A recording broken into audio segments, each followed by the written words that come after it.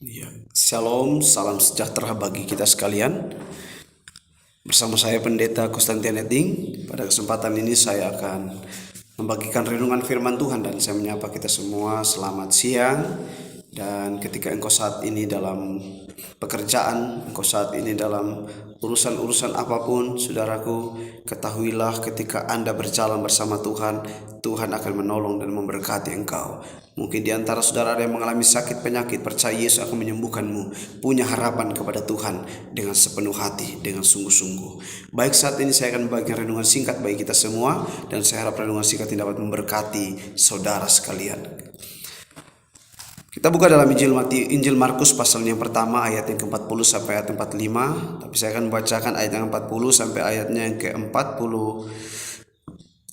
Saudaraku, firman Tuhan mengatakan, Yesus menyembuhkan seorang yang sakit kusta. Seorang yang sakit kusta datang kepada Yesus dan sambil berlutut di hadapannya ia memohon bantuannya, katanya, "Kalau engkau mau, engkau dapat mentahirkan aku."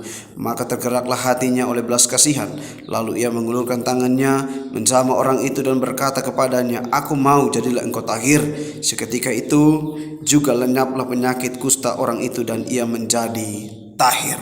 Saudaraku yang diberkati Tuhan, pada kesempatan ini dari video singkat ini lewat channel berkat ini, saudaraku, kiranya berkat firman Tuhan yang saya bacakan saat ini bisa memberkati saudara. Dan kita melihat beberapa hal dari bagian ini. Seorang kusta, saudaraku, kita ketahui bersama bahwa penyakit kusta adalah satu penyakit yang sangat berbahaya, satu penyakit yang sangat mengerikan, saudaraku. Dan tentunya penyakit ini bisa menular kepada siapapun. Nah, saudaraku yang dikasih oleh Tuhan, seorang kusta ini tentunya bukan selain penyakit yang dialami, saudaraku. Dia mengalami sebuah tekanan batin, dia mengalami sebuah penderitaan, kesengsaraan, bahkan cacian, makian, olokan, sindiran daripada orang-orang yang ada di sekitarnya. Bahkan mungkin keluarganya menolak dia, tidak menerima dia, dan bahkan dia diasingkan ke tempat lain. Nah, saudaraku, tetapi satu hal yang istimewa dari seorang kusta ini, dia memiliki sebuah harapan kepada juru selamat, kepada Yesus Kristus Tuhan.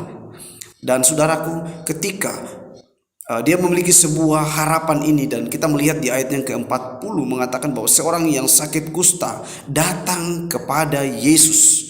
Jadi saudara, ada sebuah tindakan yang dilakukan oleh seorang kusta ini. Dia datang kepada Yesus, sekalipun secara manusia dia tidak punya harapan, secara manusia dia tidak punya kesempatan lagi untuk bisa sembuh. Tetapi saudaraku, ada sebuah harapan yang timbul dalam hati seorang kusta ini. Nah, seorang kusta ini datang kepada Yesus dan sambil berlutut di hadapan Yesus. Saudaraku, dia berlutut di hadapan Yesus. Dia memohon bantuan Yesus, katanya, "Kalau engkau mau, engkau dapat mentahirkan aku."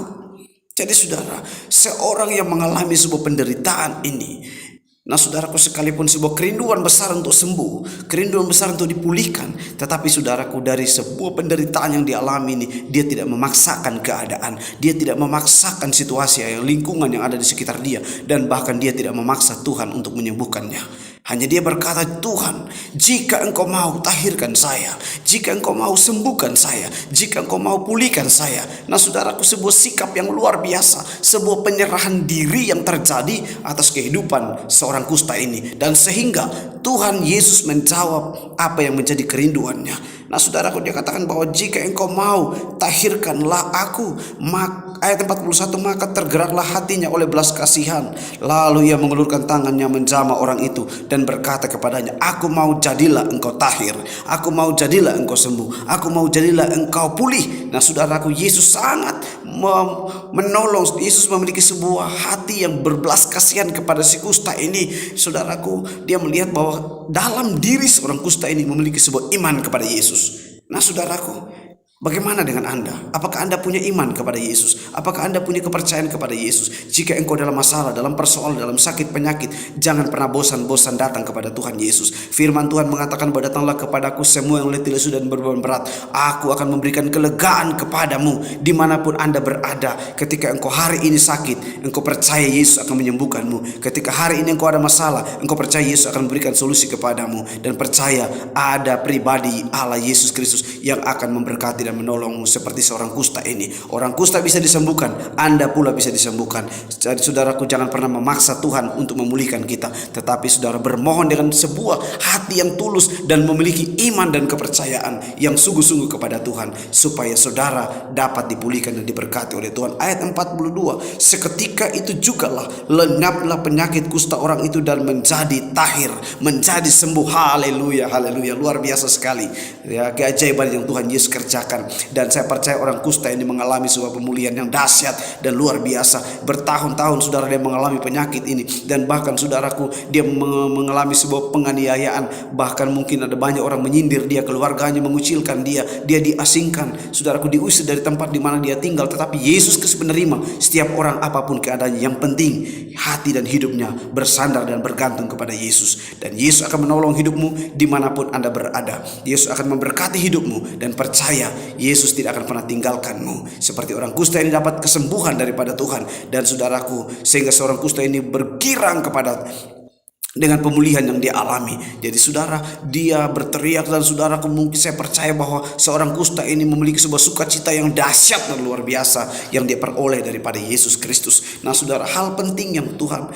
ajarkan kita pada hari ini, yaitu ketika engkau meminta sesuatu kepada Tuhan, engkau jangan desak Tuhan, engkau jangan paksa Tuhan, tetapi biarkan kehendak Tuhan yang terjadi atas kehidupanmu. Biar kehendak Tuhan yang terlaksana atas kehidupanmu. Jadi saudaraku, ada banyak orang di luar sana yang saat ini mungkin menderita kesusahan, tapi saudaraku, mereka berdoa dengan cara yang salah, memohon dengan cara yang salah, seolah-olah mendesak Tuhan, seolah-olah memaksa Tuhan untuk cepat memberkati. Saudara ingat, Yesus pertama kali melakukan mujizat di Kana, ya, ibu Yesus mengatakan, Yesus, lihatlah anggur mereka sudah habis. Nah saudaraku, Yesus bilang, ibu, waktuku belum tiba, apa yang kau mau dariku? Nah saudaraku, kita tidak bisa paksa Tuhan. Tuhan mau supaya apa yang terjadi itu menurut kehendak Dia, dan waktu Tuhan yang terbaik dalam kehidupan kita. Jadi hari ini percaya Yesus akan menolongmu. Engkau punya masalah, engkau akan dipulihkan. Engkau punya sakit penyakit, engkau akan disembuhkan. Dan ingat, imanmu hanya kepada Yesus. Haleluya, haleluya. Kiranya berkat firman Tuhan ini dapat memberkati saudara